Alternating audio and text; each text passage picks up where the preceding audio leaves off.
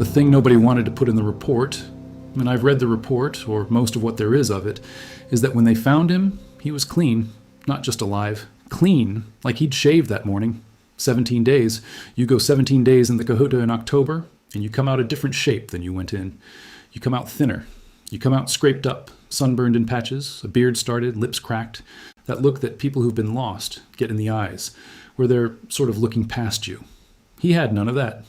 The two men who found him said the first thing they noticed, before anything else, before they even registered that this was the man the whole county had been looking for, was that his boots were the wrong color. Hold on. Let me back up. I keep doing that. I'm going to do it a lot. Just bear with me. Let me back up and tell it the way it happened, or the way I think it happened. Because honestly, after all this time and all these phone calls, I'm not certain anymore which parts I actually know and which parts I've just heard so many times they feel like knowing.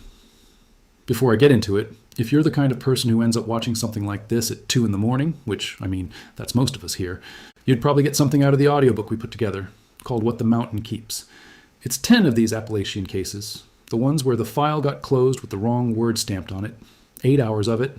The link's down in the description, and it's pinned to the top comment. Go look when you're done. Okay, the Cohutta.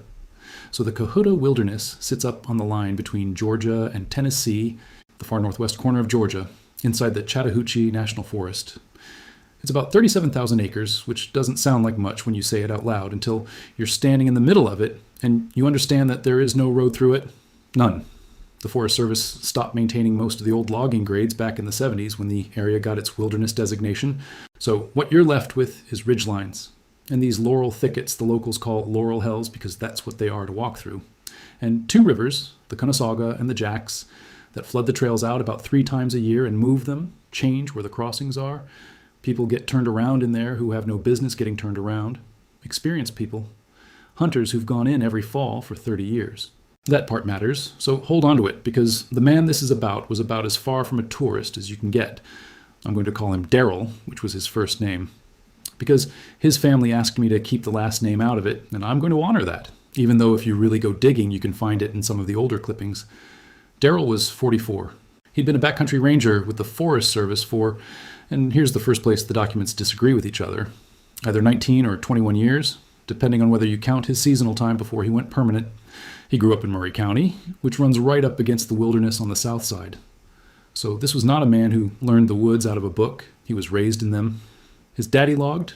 His granddad logged going back.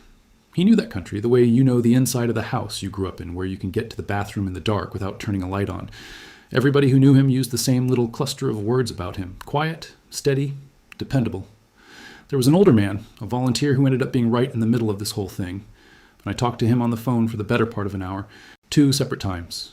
He wouldn't let me record either call, so everything I've got from him is from the notes I scratched down during and right after, and from memory, so treat it accordingly. But he said something about Daryl in the first call that I wrote down and underlined. He said Daryl was the kind of man where if he told you it was going to rain, you brought a coat, you didn't even check the sky. Not flashy. Just reliable in a way that made the whole thing afterward harder to swallow. Not easier. Because steady men don't usually walk off the edge of the world. There's a story about him from a few years before, and I almost didn't include it because it doesn't lead anywhere. It's not a clue. But it tells you who he was. There was a hunter, a man from down around Atlanta, came up to deer hunt and got himself badly lost up near the Tennessee line. In November, cold, no real gear, the kind of guy who'd wandered way off and panicked and made it worse. And it was Daryl who found him. Not the dog teams, not the helicopter. Daryl, on foot, on a hunch about where a confused man would drift to, walked right to him in something like half a day when the official search had been going on for almost 2. He just understood how a lost person moves through that particular country, which is part of why what happened to him reads so wrong. The man who could always find the lost one became the lost one, and then nobody, with everything modern search and rescue has, could do for him what he'd done for that hunter. Nobody could find Daryl, not for 17 days. And when he was finally found, it wasn't really a finding so much as he turned up. But I'm getting ahead. Let me do this in order. He went out on the morning of October the 8th, 2013. This part's solid, it's in the incident log. It was a routine patrol, end of the season, nothing special on the docket. There had been some reports kicking around of illegal camping up near the Tennessee line, somebody running ATVs in there where you absolutely cannot run ATVs, a couple of complaints about it. End of season cleanup stuff. Daryl logged his start at the Three Forks trailhead. That's a real place. You can put it in a map app right now and drive to it at, I want to say, 6:40 in the morning. Could have been 6:50. He called in once on the radio around 11, said he was up on the East Cowpen Trail, said everything was nominal. That exact words in the transcript. Nominal, everything nominal, and then nothing. He had a check-in scheduled for 4 in the afternoon. 4 o'clock came and he didn't call. And here's the thing people don't understand about that country. That didn't set off any alarm at all, not at first, because the radio's terrible up on those ridges. The terrain just swallows the signal. Everybody who worked up there knew it. You'd lose people on the radio for hours at a stretch, and they'd turn up fine. So they waited. They figured he was in a dead spot, or he'd gotten on something interesting, those ATV tracks maybe, and lost track of the time. By dark, when his truck was still sitting at Three Forks and he hadn't come out and still wasn't answering, the duty officer started making calls. And that's when it stopped being a normal day. The official search kicked off the next morning, October the 9th. I want to be fair to the people who ran it, because the easy version of a story like this is that the search was a mess, that they bungled it, and that's why he wasn't found. That's not true here. They did it right. It was, by the standards of that part of Georgia, a big operation. Inside of 48 hours, you had the Forest Service, you had the Murray County Sheriff's Office, you had a dedicated search and rescue team that came up out of Dalton, you had 2 dog teams, and within a few days, you had a helicopter. I believe it was through the Georgia State Patrol's aviation unit, running the ridges with a FLIR camera, the infrared, the thing that reads body heat. At the peak, there were something like 110 people in the field, for one man. They gridded the area, they ran the river corridors. They put people on every trail and every old grade they had on the maps. And here is the entirety of what they found in 17 days. They found his hat. On the 3rd day, October the 11th. It was on the East Cowpen Trail, more or less exactly where you'd have predicted from his last radio call. A Green Forest Service ball cap, his name written inside the band in marker, the way everybody did it. And it wasn't thrown, and it wasn't blown off into the brush, and it wasn't trampled. It was sitting on the trail, upright, the way you'd set it down on a bench if you were going to come back for it. One of the dog handlers, and now we're 2 hops removed, because I'm getting this from a retired sheriff's deputy who heard it from the handler, so it's worth what it's worth. But the handler reportedly said the dogs came up to the hat and then just lost it, the scent. Like the trail stopped at the hat, and there was nothing on the far side of it. Now, a dog handler will be the first one to tell you that a scent trail can die at a spot like that for a dozen completely boring reasons. The wind, a temperature inversion in the early morning that pins the scent down or lifts it off, water nearby, and the Conasauga is right down off that ridge, and running water kills scent. So I'm not telling you the dogs hit a wall of supernatural nothing. I'm telling you the dogs lost the trail at the hat. And the hat is the last physical object belonging to Darrell that anyone found during the entire search. And the next time a human being laid eyes on him, he was 62 miles away. The deputy, when he told me about the dogs, said the handler, a guy who'd worked dogs for 20 years, cadaver and tracking both, said it was the only time in his career the dogs just sat down. Both of them. Sat down at the hat and looked back at him like the job was over. Make of that what you want. I don't know what I make of it. Probably the inversion. 62 miles. Let me sit on that number, because the first time I read it, I assumed it was a typo. I assumed somebody had written down the wrong figure.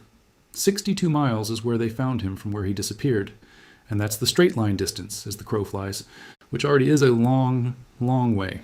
But you can't go in a straight line in that country. Nobody goes in a straight line. The terrain won't let you.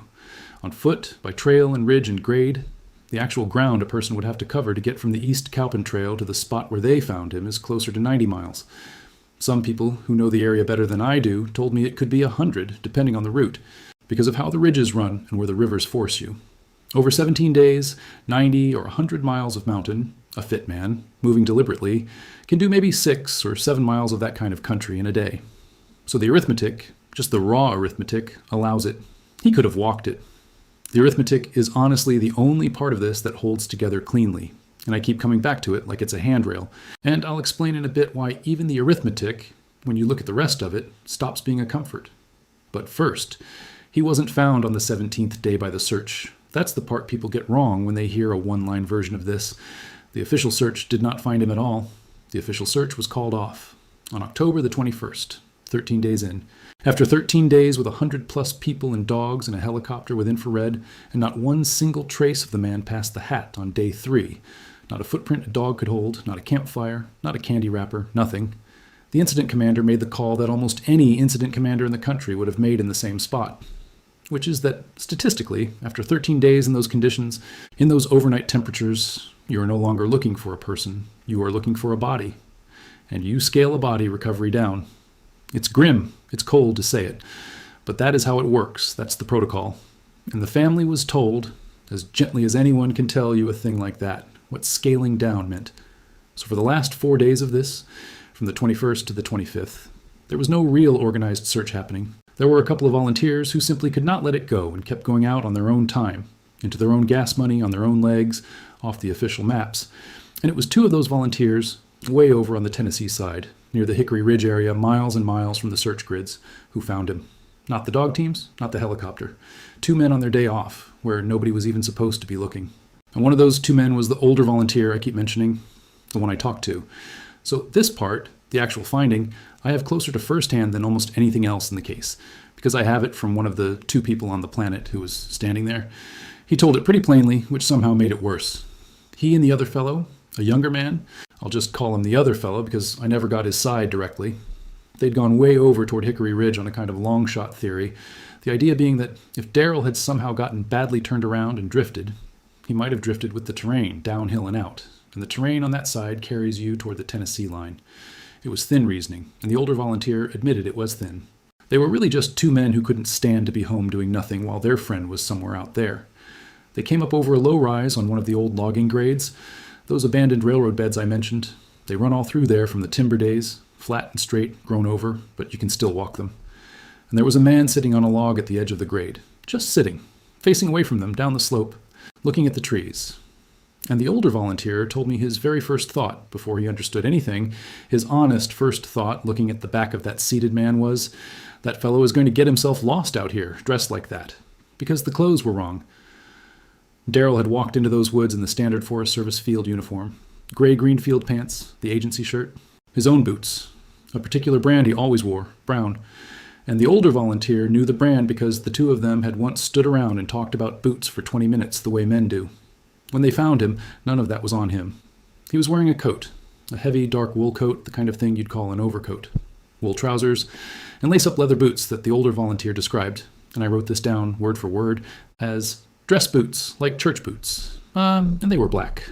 Daryl wore brown, always brown.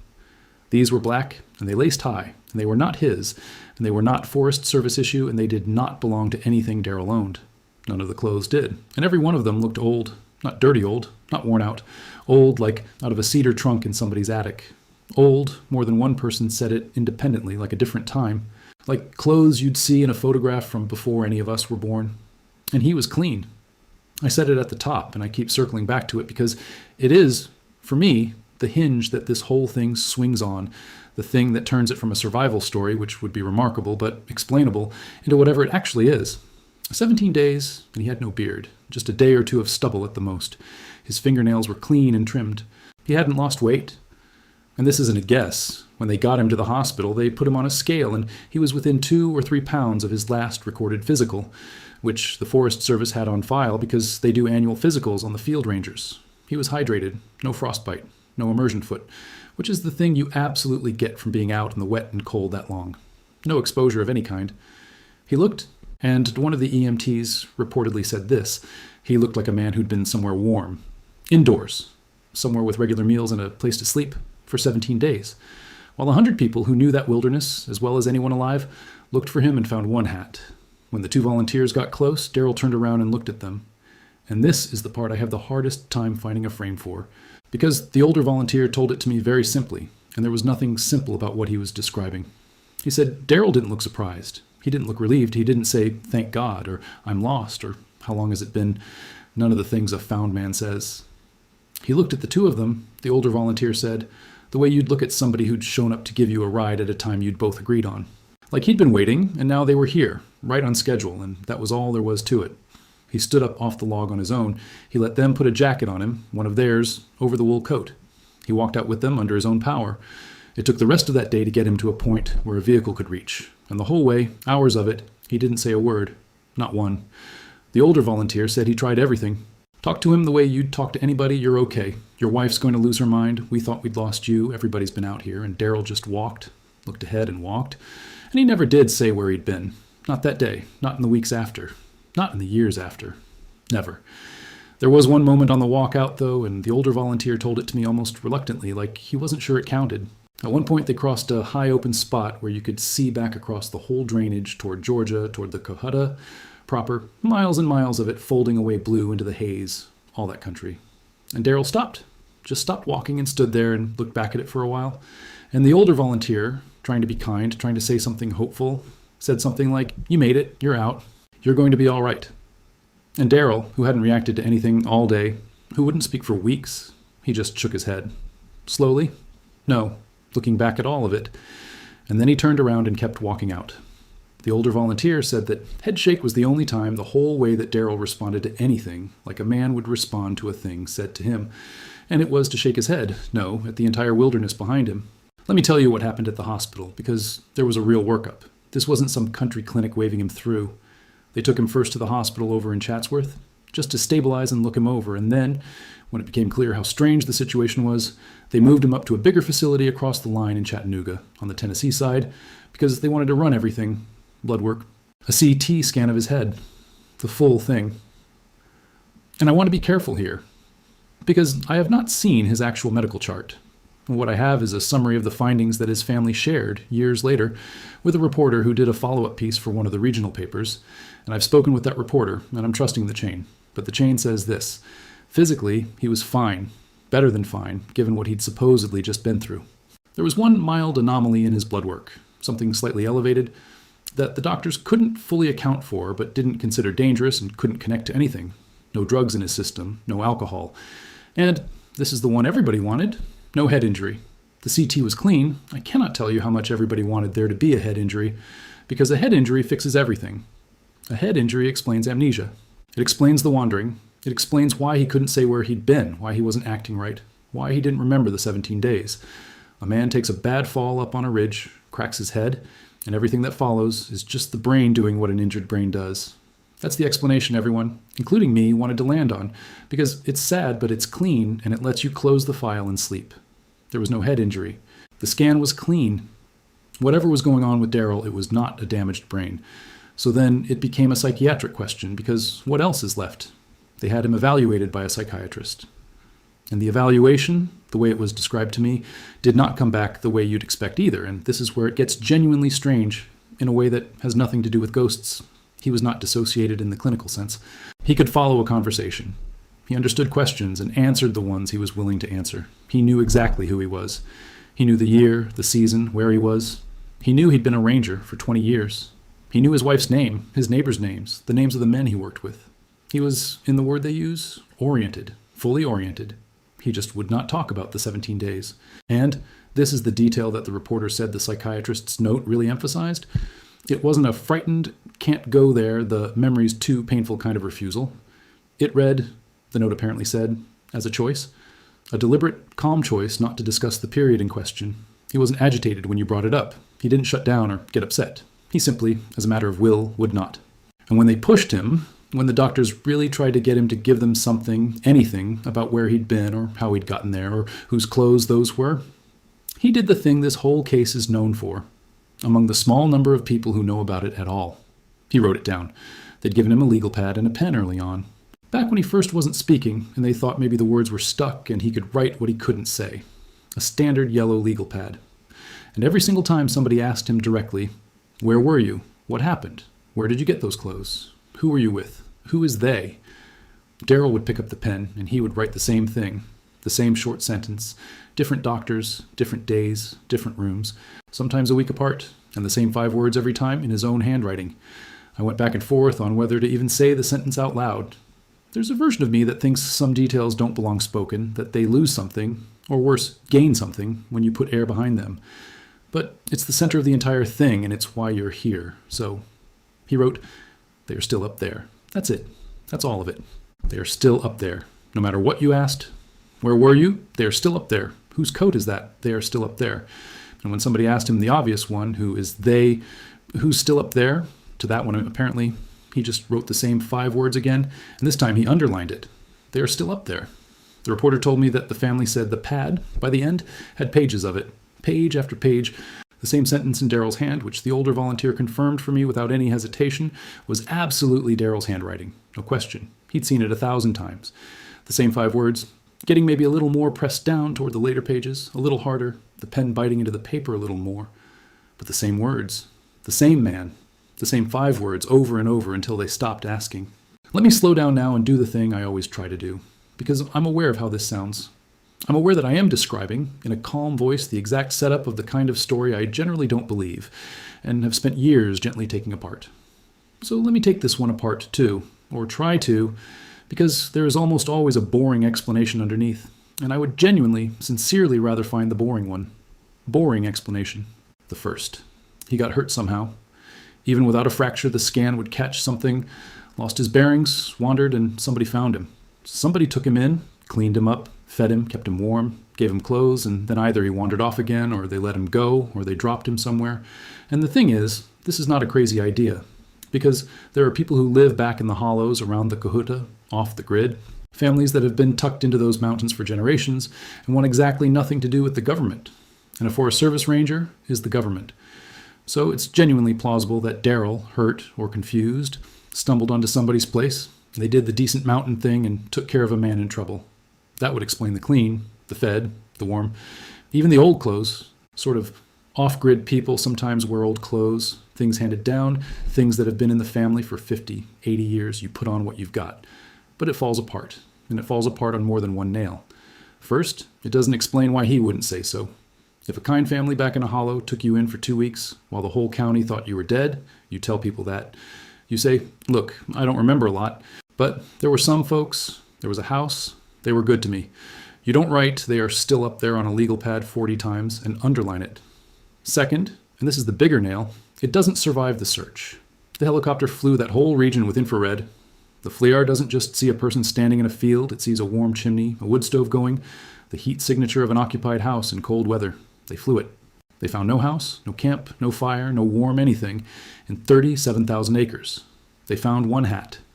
So, for the off-grid family explanation to work, Daryl spent over 2 weeks in a warm occupied home that a thermal camera somehow never picked up, in a wilderness that had 100 trained searchers crawling over it, and that home was so completely hidden that not one of those 100 people ever found a road to it, a path to it, a wisp of smoke off it. I can't make that math work. I've tried. The thermal camera is the thing I can't get past on that one. Boring explanation, the second, and this is the true crime one, the one a good detective would chase hard, and I want to give it real weight. Somebody took him. A captivity case. Daryl walked into those woods and somebody, one person, a group, doesn't matter, abducted him, held him somewhere, and the 17 days are 17 days of a man held against his will.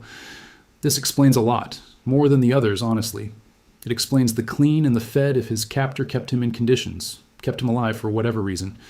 It explains the silence, because captives, people who've been through that kind of thing, frequently won't talk, out of fear, out of shame, out of threats made against them or their family. The clothes could be the captor's or the captor's idea of dressing him, and they are still up there in that reading, becomes a man too terrified to name his captors directly, telling you the only thing he dares, that the people who did this to him are still out there, still up in those mountains. That's a chilling reading, and it's the one that, of all of them, I think a sheriff would have run down the hardest. And in fact, they did consider it.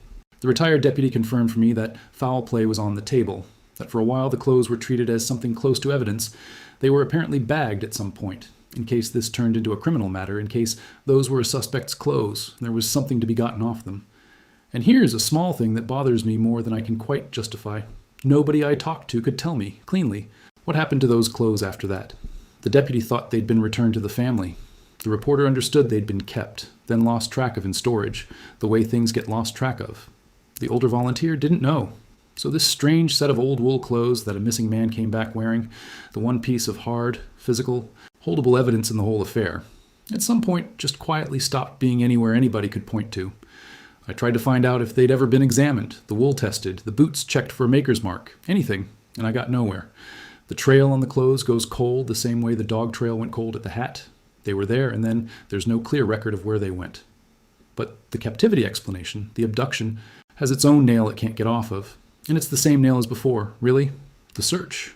If somebody was holding Daryl in or anywhere near that wilderness, you've still got the problem of a warm location with a held man in it, hidden from infrared, and 100 searchers.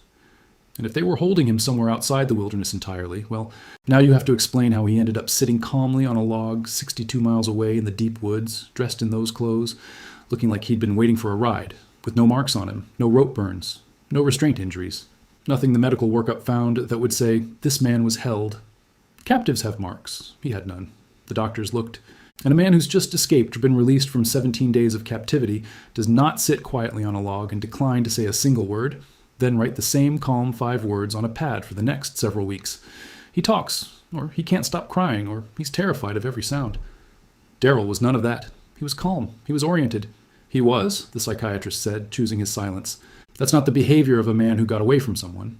I keep circling it, and it doesn't fit, even though I want it to fit.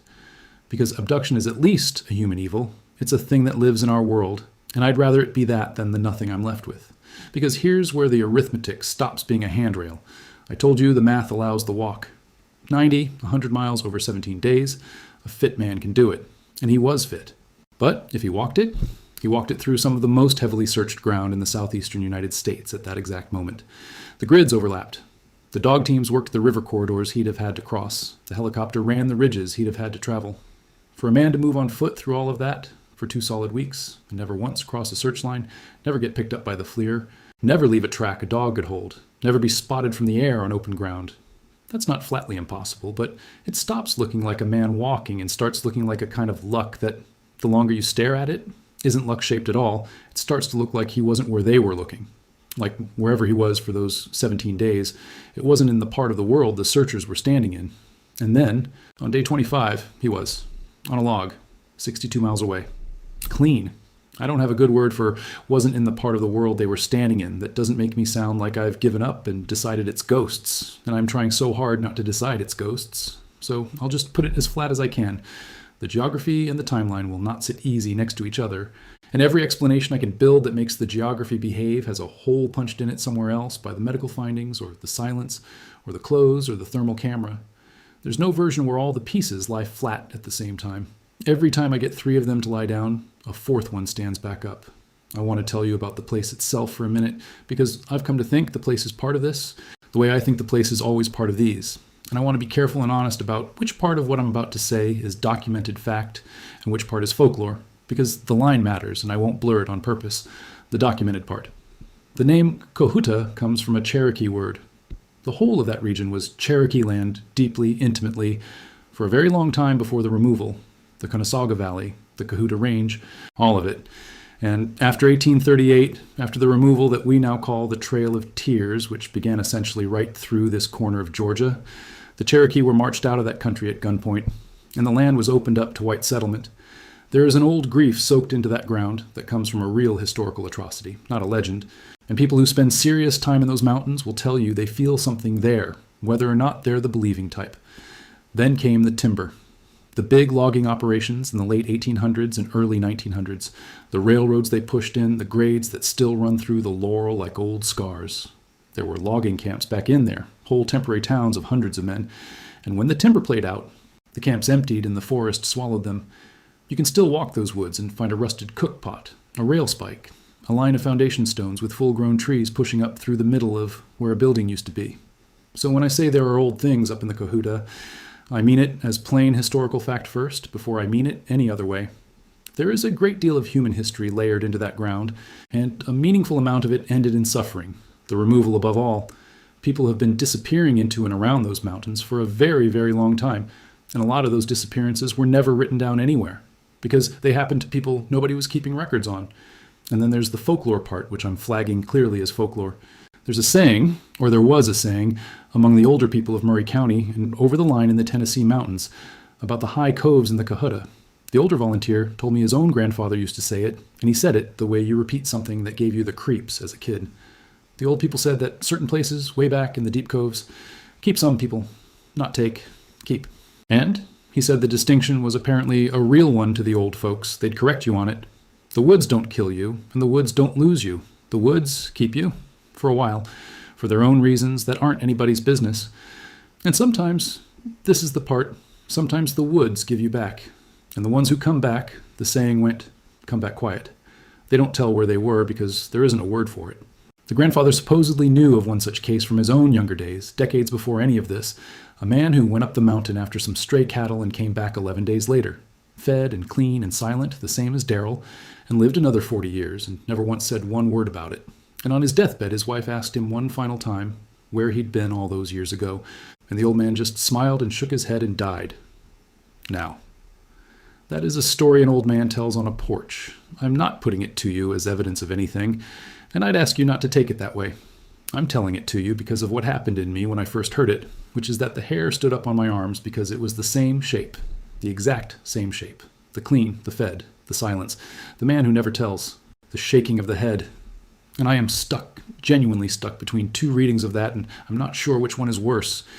Either there is some real recurring thing up in those coves that the old people had a name for and the rest of us have forgotten how to even talk about. Or, and this might actually be the more disturbing one, when something strange happens to a man up in those mountains. The people of that region already have a story-shaped hole sitting there waiting, ready, and the strange thing gets poured into the hole, consciously or not, by everybody who tells it afterward, by the witnesses, by the family, by the older volunteer, by me, maybe, right now, meaning the story might come first, and the man gets shaped to fit it. I honestly don't know which of those frightens me more. There are nights, I think it's the second one. Let me get back to the after, because there is an after, and it might be the part that stayed with me the longest. Darrell was in the hospital for about 9 days. They could not find anything wrong with him that they could treat, and you cannot hold a man who's fully oriented and not a danger to himself. So eventually they released him to his family. He went home. He'd been married. I should have said that much earlier. I keep forgetting to put it where it goes. He was married, no children, lived out toward the Murray County side, not far from the ground he grew up on. His wife had spent 17 days being told her husband was almost certainly dead, and then 4 more days after, they'd as much as confirmed it, and then he came home. Clean, in another man's clothes, not speaking. I can't imagine what those first weeks in that house were like, and the older volunteer, who was a friend to both of them, wouldn't really talk about it, except to say it was hard. He said it twice, like he didn't have a better word. It was hard. It was real hard. And Darrell never went back to work. The Forest Service carried him on medical leave for a stretch, and there was talk of bringing him back to a desk job, something out of the field, something inside. But he never did it. He retired out on a disability that, as far as I can piece together, got filed on psychiatric grounds, even though no specific diagnosis ever really stuck to him, because they couldn't name what was wrong with a man who seemed, in every measurable way, fine. He was 44. He had a pension coming, and by all accounts, the agency treated him decently about the whole thing. But he changed. And here's why I think the after is the real heart of this, more than the disappearance even, because everybody says a person changed after a trauma. That's nothing. That's expected. But the specific way Darrell changed is stranger and more particular than he was traumatized, and it's the thing that, more than the legal pad even, makes me unable to file this one and walk away. The older volunteer stayed close with him for a few years after. They'd talk. He'd come by the house, sit on the porch, the two of them, and he told me Darrell wasn't sad, exactly, and he wasn't scared, exactly, not in any way you could point at. He functioned. He fixed up the house, did the repairs himself, methodical, good work, the way a steady man does. He took up a little woodworking out in a shed in the back, birdhouses, little simple things, and he'd give them away to the neighbors, never sold one, just made them and gave them. He went to church, which he'd done before too. On the surface, the older volunteer said, he was a quiet, retired man living a quiet life, and if you didn't know, you wouldn't know. But he would not go into the woods, not the Cohutta, that you could understand. A man doesn't want to go back to the place that swallowed him, but not any woods, not a state park, not the tree line at the edge of his own property. A man who had spent 20 years living and working in the backcountry, who was raised in those mountains, who could read that terrain like the back of his own hand, and once found a lost hunter the helicopters couldn't find. That man would not walk past the edge of the trees behind his own house. The older volunteer said they were sitting on Darrell's back porch one afternoon, just the two of them, just talking about nothing. And there was a stretch of ordinary woods behind the yard, second growth, nothing special, the kind of woods you'd walk through without a thought. And the older volunteer noticed, in the middle of the conversation, that Darrell had his chair turned so his back was to the house, and he was facing the trees. And not just that one time, he realized. Always. Whenever they sat out there, Darrell sat facing the woods. So the older volunteer, who had a habit of asking the questions other people had the decency not to ask, finally asked him, real casual, just tossed it out there, "Darrell, you ever going to get back out there? The country you love?" And Darrell looked at the woods for a while, the older volunteer said, and then he said one of the very few things he ever said out loud about any of it in all the years after. He said, "I'd rather see them coming. I'd rather see them coming." That's the whole sentence.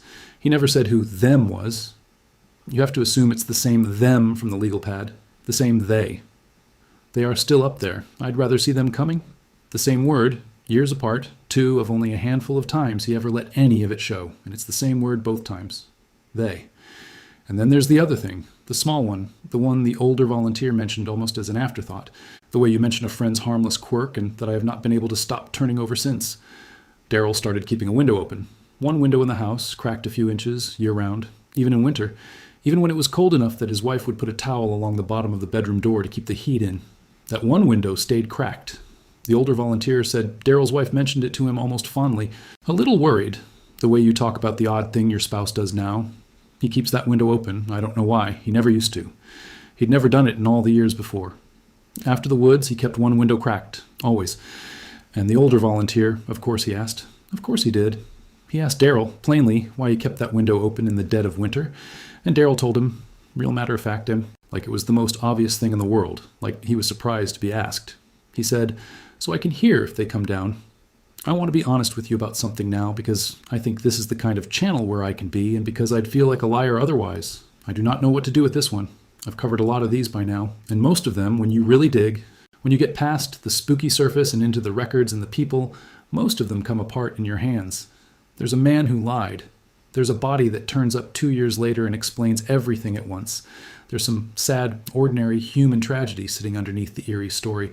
And the eeriness was only ever the size of the gap in what people knew at the time. And once you fill the gap, the strangeness leaks right out of it and you're left holding something that's just sad. That is almost always how it goes. Filling the gap is the job, really. That's the whole job. This one, I cannot fill the gap on. I have tried for a long time from a lot of directions. I told you the clothes are the thing I keep snagging on, and they are. Everything else, I can build you a chain of maybes that gets you most of the way there. Confusion, a sheltering family, a long, deliberate walk, a captor, a man too broken or too ashamed or too frightened to say. I can almost assemble it. But the clothes defeat every single version. The heavy old wool coat, the black church boots that weren't his and weren't anybody's that anybody could ever find, the trousers, all of it looking like it came out of another century, on a man who walked out of a wilderness that had been crawled over by 100 searchers who, between them, found exactly one house, one camp, one campfire, one stitch of fabric belonging to anyone. Which is to say, they found none of those things. They found a hat. They found a hat on day 3, and then they found Darrell 62 miles away in a dead man's clothes from a dead man's time. And in between those two facts, there is a hole in the map exactly 17 days wide. And the only testimony from the only person who was inside that hole is 5 words written over and over on a yellow legal pad until they stopped asking him. They are still up there. He died in 2019, heart attack, in his sleep, at home. 50 years old, which is young, but the medical examiner found nothing remarkable. Just a heart that had stopped in the night. No warning, no underlying thing that should have taken a man that age. His wife found him in the morning. And the older volunteer, when he finally told me this, the last time we spoke, he gave me one more detail, and I'm going to give it to you exactly the way he gave it to me. And then I'm going to leave it alone, because I don't have anything to add to it, and I don't think anything should be added to it. The morning Darrell died, the window was open. The one he always kept cracked, the one for hearing if they came down. Except his wife said it wasn't cracked that morning. It was open all the way, wide open. In February, the curtains moving in the cold. And she told the older volunteer that she knew, she just knew. The second she came into the room and saw that window standing wide, she knew before she even looked at the bed, before she went to him, because Darrell would never, ever have opened that window all the way. He kept it cracked a few inches on purpose for years so he could hear. He would never have opened it wide. He would never have let it stand open like that, open like a door left open like an invitation. She thought somebody had opened it. That's what she said to the older volunteer, and that's what he said to me, and I've thought about it more than I'd like to admit. She didn't say the wind did it. She didn't say it had slipped its latch in the night. She said it looked like somebody had opened it, from the inside, all the way, on purpose, and gone out. If you've stayed with me all the way to here, and I know this one doesn't tie off, I know it just sort of stops, the way the real ones do, because the real ones don't have endings. They have last known information. There's 8 more hours of exactly this in the audiobook, What the Mountain Keeps. 10 cases like Darrell's, spread across 5 states, going back better than 60 years, And every one of them is a file that got closed with the wrong word stamped on the front of it. Lost, exposure, undetermined. Closed with a tidy word that the people standing closest to it knew was the wrong word. The link's down in the description, and it's pinned to the top comment. If this is the kind of thing that gets into you and won't leave, that one will too. There are some stories that don't end so much as they get set down. This is one of those. The file's closed. Cause of disappearance, undetermined. The man's gone now, and the woman who kept his house is gone too, a few years behind him. The shed got cleared out. The birdhouses went wherever birdhouses go. The Cohutta is still up there, 37,000 acres of it, the two rivers still flooding the trails out 3 times a year and moving the crossings, the old logging grades still running flat and straight through the laurel, like something half-remembered and somewhere up in the high coves. If you believe the old people, which I don't, except that I have never once been able to fully put it down, the woods are still keeping whoever it is the woods keep, and he never did say where he'd been. He only ever said they were still up there, and that he'd rather see them coming. And he kept that one window cracked for 6 years, in summer and in winter, so he could hear if they ever came down. That's all of it. That's the whole of everything I could find. I just don't know what to do with it.